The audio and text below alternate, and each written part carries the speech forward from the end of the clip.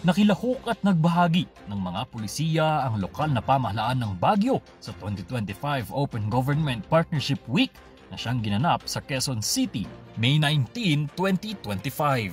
Sa pangunguna ni Mayor Benjamin Magalong na nirepresenta ni Vice Mayor Faustino Oloan, kanyang ibinida ang magkasamang initiatives ng lokal na pamahalaan at civil society organizations, lalo na ang establishment ng Baguio City People's Council.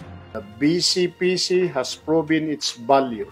Civic participation has significantly increased, with CISOs now actively involved in the planning, implementation, and evaluation of city programs.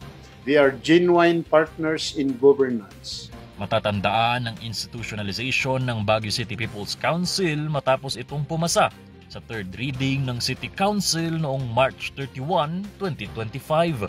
Agad naman itong pinirmahan ni Mayor Benjamin Magalong noong April 4, 2025. Ang Baguio City People's Council ay maaaring magsilbing boses ng publiko upang magpahayag ng opinyon sa iba't ibang issue ng syudad. Sa pamamagitan nito, mas napapalawak ang civic participation sa lungsod. The BCPC serve as a formal platform of our citizens to voice their concern and actively participate in governance. Layunin ng Open Government Partnership palakasin ang transparency, accountability at civic participation ng isang komunidad. At sa pamamagitan ng Open Government Partnership Week, nais nitong mapalawak ang ideya ng OGP sa iba pang government and civil society organizations. Let us remember that open government is more than just a concept or a campaign. It is a movement. People are searching for better governance. People are searching for a better future. This is our call. This is our mission. And this is what local governance and open governance is all about.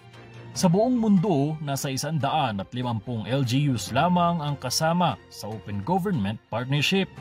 4 dito ay galing sa Pilipinas na binubuo ng Quezon City, Tagbilaran City, Municipality ng Larena at Baguio City.